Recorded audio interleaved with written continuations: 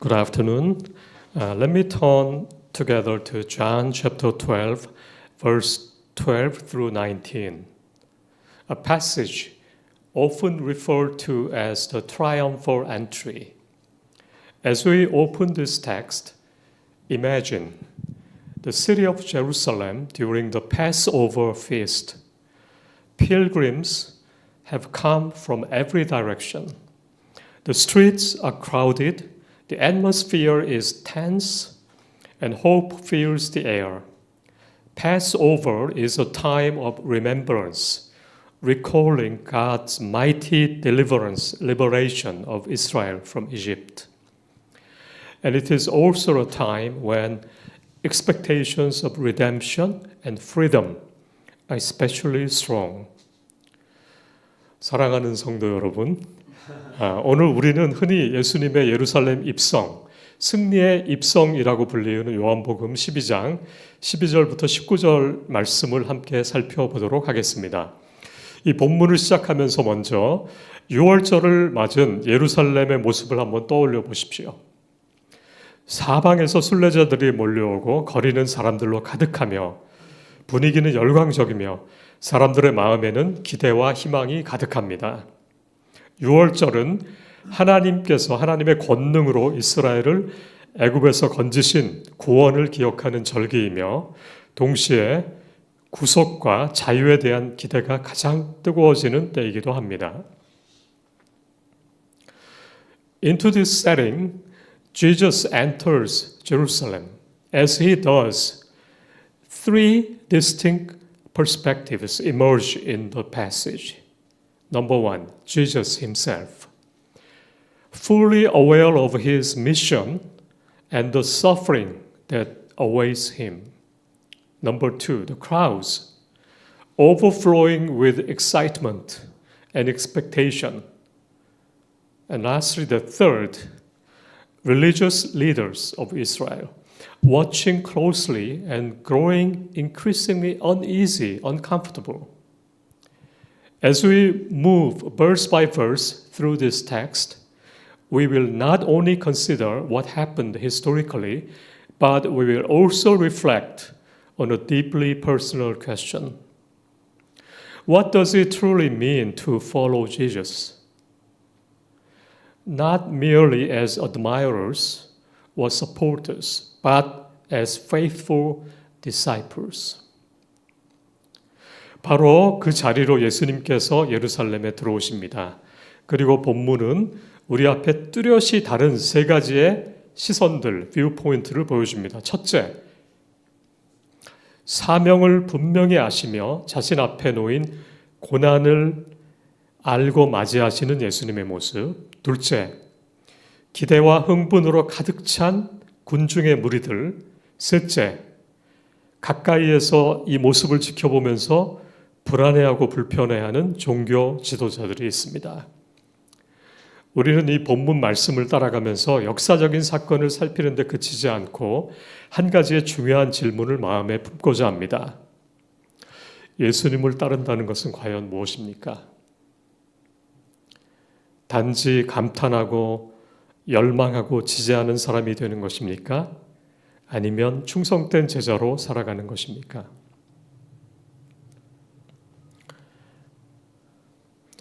Verse 12, the next day, the large crowd that had come to the feast heard that Jesus was coming to Jerusalem. The city is already full because of the feast. And now word spreads quickly that Jesus is approaching. Many in the crowd have heard of his teaching. Others have witnessed his miracles. Some are curious, some are hopeful, and others are simply caught up in excitement. There is a sense that something important is about to happen. Yet, the expectations of the crowd are shaped more by their own desires than by a clear understanding of God's redemptive plan. 12장 11절 말씀, 그 이튿날 명절에 온 무리가 예수께서 예루살렘으로 오신다는 말을 듣고 이미 6월절로 인해서 이스라엘의 도성은 사람들로 가득 찼습니다. 그런데 이제 예수님께서 가까이 오신다는 소문이 급속히 퍼져나갑니다. 어떤 이는 예수님의 가르침을 들었습니다. 어떤 가르침이 있었을까요? 하나님의 나라에 대한 가르침, 주기도문에 대한 가르침, 무엇이 가장 큰 첫째 되는 계명인가, 또 팔복에 대한 이런 여러 가지 예수님의 가르침을 들었습니다. 어떤 이는 예수님이 행하시는 기적을 목격했습니다. 어떤 이는 호기심으로, 어떤 이는 기대감으로, 어떤 이는 분위기에 휩쓸려 지금 예루살렘에 옵니다. 움직입니다. 뭔가 큰일이, 큰 변동이 일어날 것 같다고 하는 기운이 예루살렘 성 전체를 감돕니다. 그러나 그 기대는 종종 하나님의 구속 계획에 대한 분명한 이해보다는 자신들이 바라는 소원과 욕망에 더 크게 좌우가 됩니다. Verse 13. So they took branches of palm trees and went out to meet him, crying out, Hosanna! Blessed is he who comes in the name of the Lord, even the King of Israel. Palm branches were symbols of victory, celebration, and national pride. The cry of Hosanna means, save us now. The crowd praises Jesus and proclaims him as king, but their understanding of his kingship is limited. Many are hoping for political deliverance, liberation, for a leader who will overthrow Roman rule and restore national independence of Israel. Their praise is sincere, but it is built on an expectation that Jesus does not intend to fulfill. They are celebrating what they hope Jesus will do for them, not fully recognizing who he truly is and what he really intends to do. 종려나무 가지를 가지고 맞으러 나가 외치되 호산나 찬송하리로다 주의 이름으로 오시느니 곧 이스라엘의 왕이시여 하더라. 종려나무 가지는 승리와 환영 그리고 민족적 자부심을 상징하곤 했습니다. 호산나는 지금 우리를 구원하소서라는 간구의 외침입니다.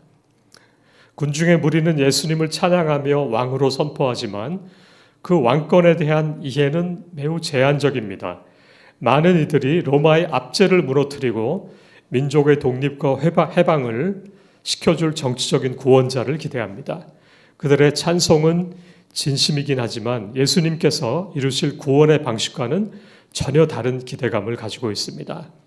그들은 예수님이 자신들을 위해 무엇을 해주실지를 기대하기에 열광하면서도 예수님이 참으로 누구신지, 무슨 일을 하시려고 하시는지, 어떤 방법으로 그들을 구원하실지에 대한 것을 온전히 알지도 못한 채 환호하고 있는 것입니다. Verse 14.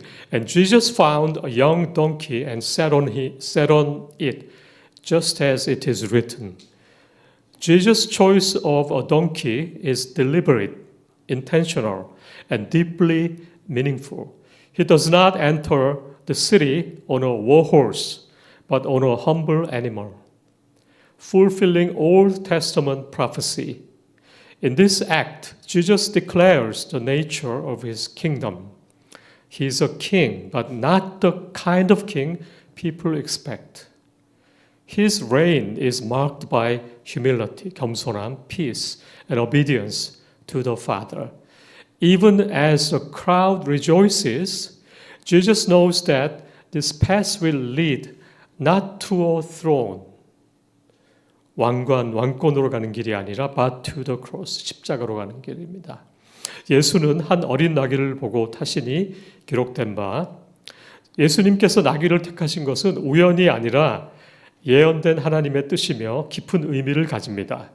예수님은 전쟁의 군마가 아니라 겸손한 짐승을 타심으로 구약의 예언을 성취하십니다. 스가랴서 9장 9절에 나오죠. 이 행위는 예수님의 나라가 어떤 나라이며 예수님의 통치가 어떤 성격을 지니게 될지를 선포합니다. 예수님은 참된 왕이시나 사람들이 기대하시는 방식의 왕이 아닙니다. 예수님의 나라, 그분의 나라는 겸손과 평화, 그리고 하나님 아버지에 대한 온전한 순종으로 특징 지어집니다. 무리가 환호하는 그 순간에도 예수님은 이 길이 왕좌로 나아가는 길이 아니라 십자가로 향한다는 사실을 아십니다. Verse 15, Fear not, daughter of Zion. Behold, your king is coming, sitting on a donkey's colt. The words of Scripture, Zechariah chapter 9, verse 9, are fulfilled before the people's eyes. This king comes gently, not with force or fear. The command, fear not, reminds us that God's ways often differ from human expectations. Jesus does not come to establish his kingdom through violence or power, but through sacrificial love. The crowd sees a celebration. Jesus sees the unfolding of God's redemptive plan. 시온에 따라 두려워하지 말라. 보라, 내 왕이 나귀 새끼를 타고 오신다. 구약의 말씀, 예언의 말씀, 스가랴 9장 9절의 말씀이 사람들의 눈앞에서 성취가 됩니다. 오시는 이 왕은, 예수님은 무력과 공포로 임하지 않고 온유함으로, 겸손함으로 오십니다. 두려워하지 말라, fear not 라고 하는 명령은 하나님의 길이 종종 인간의 기대와는 다르다는 사실을 일깨워 줍니다. 예수님은 폭력이나 힘이나 권력으로 나라를 세우지 않으시고 희생적인 사랑으로 나라를 세우십니다. 우리는 6월절 축제의 장면을 보지만 예수님은 하나님의 구속 사역의 계획이 전개되는 순간을 보고 계십니다. Verse 16. So, can we read together? Verse 16. Okay, 1, 2, 3. His disciples did not understand these things at first, but when Jesus was glorified, then they remembered that these things had been written about him and had been done to him. Even the disciples struggle to understand what is happening.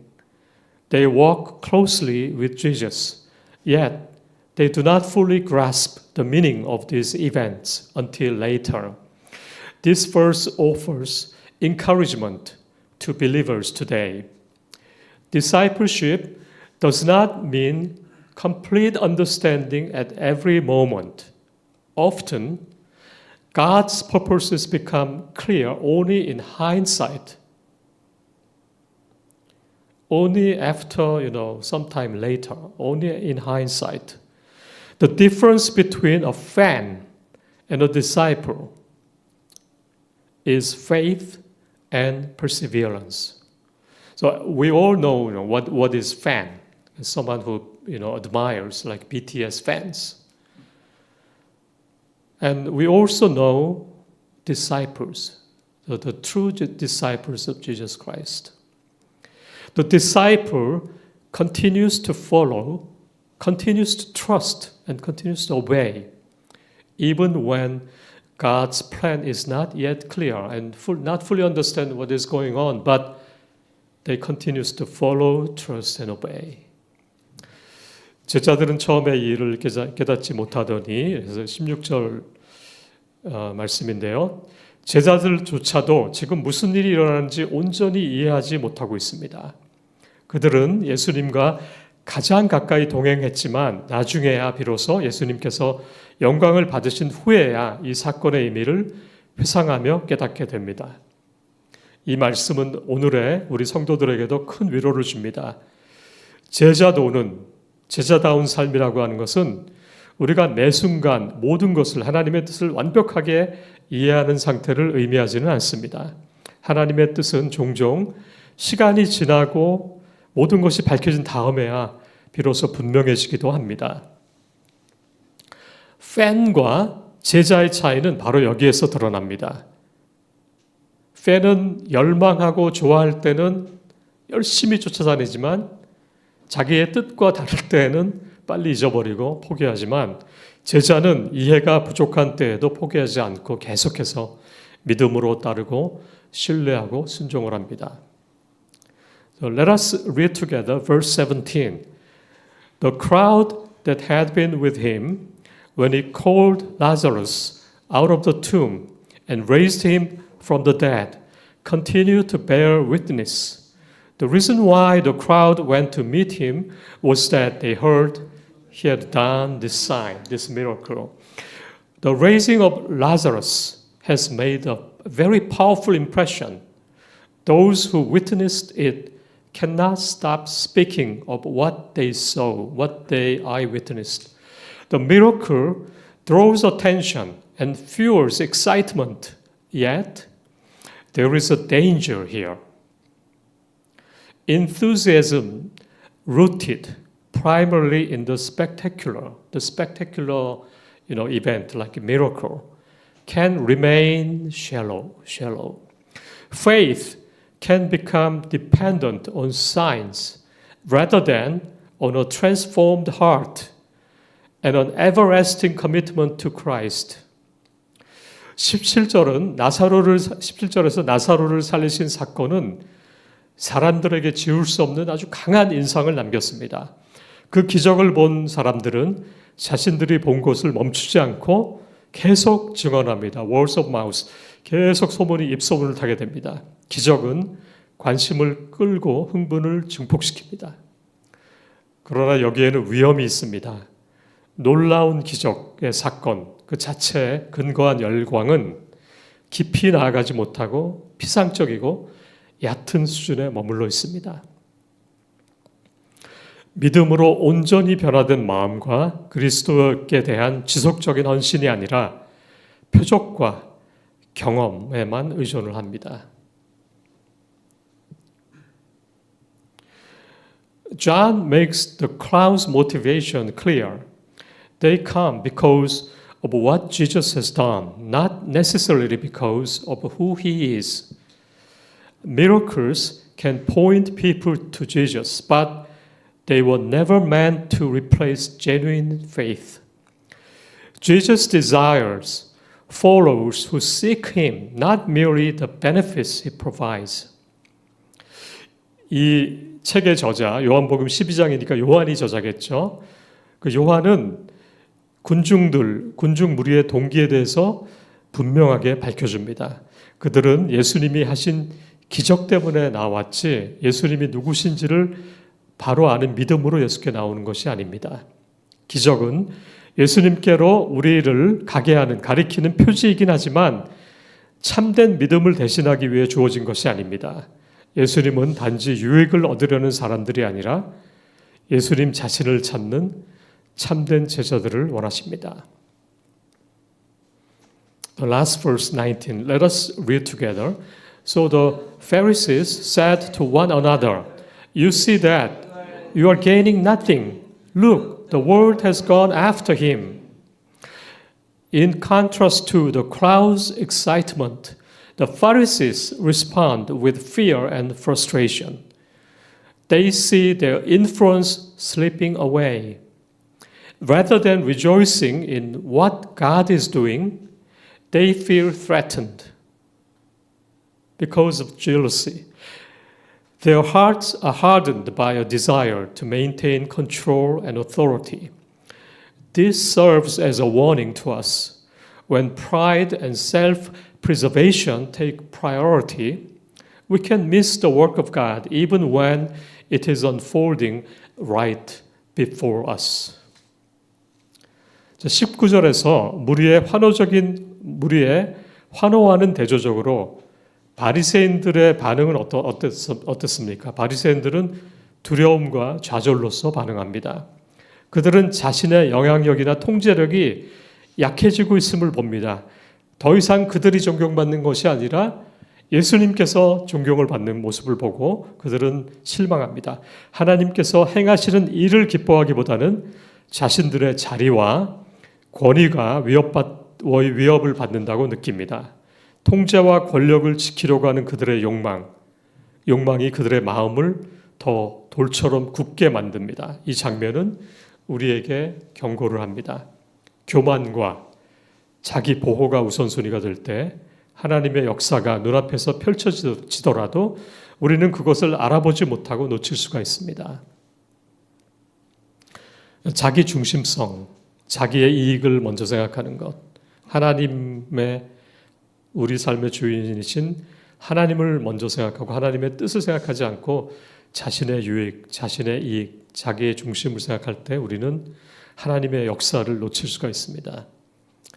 자, 오늘 저희가 살펴본 요한복음 12장 12절부터 19절의 말씀에서 우리가 얻을 수 있는 교훈이 몇 가지가 있는데, 첫 번째는 그 세 가지의 시선, the three viewpoints, 세 가지의 다른 distinctively different viewpoints가 있습니다. Jesus enters Jerusalem with humility and unwavering obedience, fully committed to God's will and to His role as the sacrificial lamb. Number one, Jesus' viewpoint. Number two, the crowd's viewpoint. The crowds respond with enthusiasm, but their faith is shallow and shaped by personal expectations rather than true understanding of who Jesus is. Number three, Pharisees resist Jesus, motivated by jealousy and fear, unwilling to surrender their power or recognize the Messiah. 예수님은 겸손과 흔들림이 없는 순종으로 예루살렘에 들어오시며 하나님의 뜻과 자기 자신이 희생제물, 유월절의 희생제물이 되실 그 사명에 십자가를 지시고 돌아가시고 부활하실 그 사명에 온전히 자신을 헌신하십니다. 군중의 무리는 열정적으로 반응을 하긴 하지만 그 믿음은 아주 얕고 참된 이해보다는 자기 개인들의 기대에 의해서 쉽게 좌우가 됩니다. 바리새인들은 시기와 두려움으로 예수님을 대적하고 배척하며 권력을 내려놓지 못하고 메시아를 인정하기를 거부합니다. 두 번째, 오늘 말씀에서 얻을 수 있는 교훈은 the second lesson is the crucial difference between fan and disciple.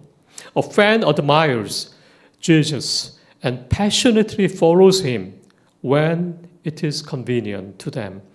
A disciple follows Jesus because he is Lord. Fans are drawn to benefits and blessings. Disciples are committed to obedience and faithfulness.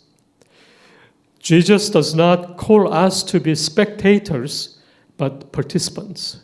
He invites us to take up our own cross, to trust Him fully, and to follow Him even when the path is difficult.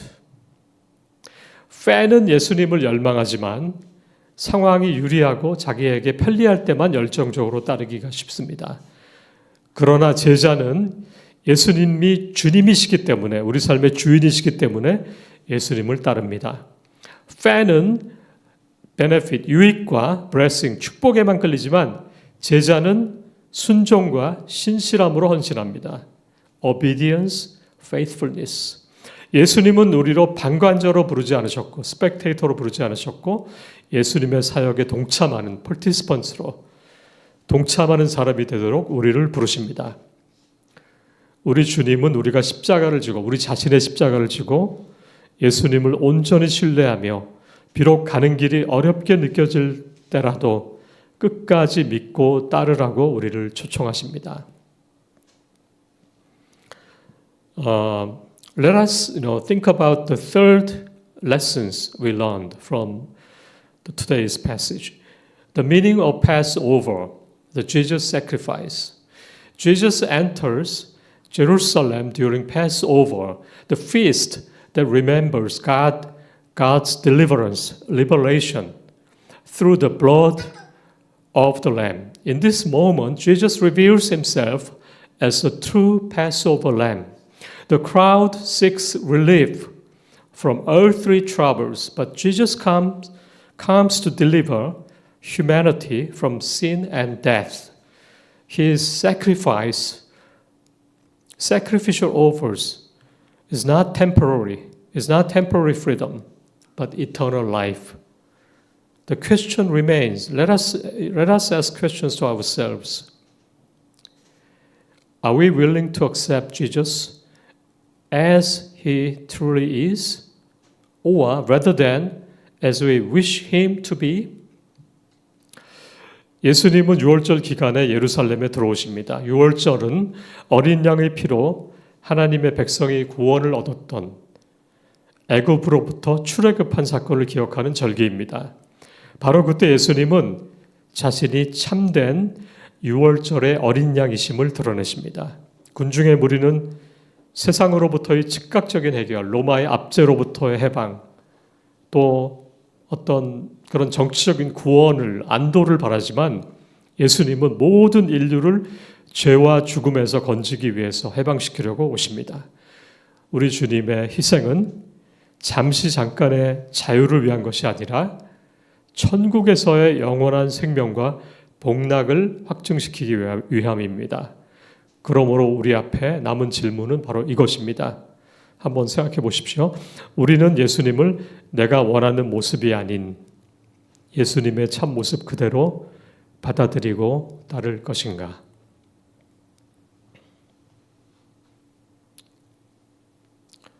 Let us think about how to apply what we have learned today from this passage. A call to follow Jesus' way, Jesus' way. 예수님의 길을 따르는 것. This passage calls us to examine our own hearts. Jesus invites us to move beyond admiration and into transformation. So not just admiration, but also, to transformation. To follow him means laying aside our own agendas, trusting his wisdom and submitting us to his will. Salvation is not about cheering from the sidelines. It is about surrendering our lives to Christ. Each of us must ask,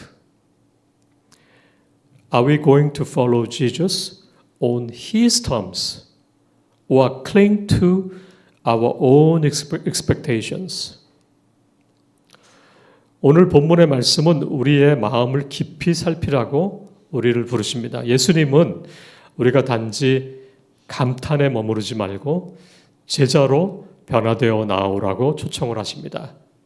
주님을 따른다고 하는 것은 나의 계획과 나의 어떤 아젠다, 의제를 내려놓고 주님의 지혜를 믿고 신뢰하며 주님의 뜻, His will, Jesus will, 하나님의 독생자이신 예수님의 뜻을 따르는 것입니다. 구원은 관중석에서 환호만 하는 것이 아니라 그리스도께 삶을 드리는 순종과 헌신입니다. 우리 각 사람은 스스로에게 물어봐야 됩니다. 질문을 해봐야만 됩니다. 과연 나는 예수님이 정하신 방식으로 예수님을 따를 것인가? 아니면 내가 원하는 방식으로 내 기대를 붙잡은 채 예수님을 나의 방식에 맞추려고 할 것인가? 모든 인간은 자기 중심성이 있기 때문에 정말 아무리 믿음이 좋은 그런 faithful believer조차도 매 순간 예수님을 자기의 길에 맞추려고 할 때가 많죠.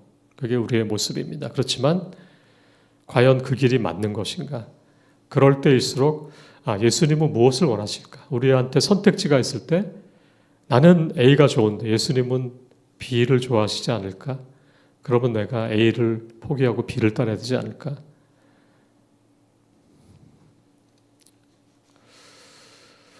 Let me wrap up today's my preaching. As we reflect on this passage, we are reminded of three perspectives: Jesus' faithful obedience, the crowd's shallow enthusiasm, and the Pharisees' hardened resistance. May we choose the path of true discipleship, following Jesus with humility, just like as Jesus did, trust, and perseverance, following Jesus with humility, trust, and perseverance. May we embrace His sacrificial love and live in the hope of eternal life found in Him. Amen.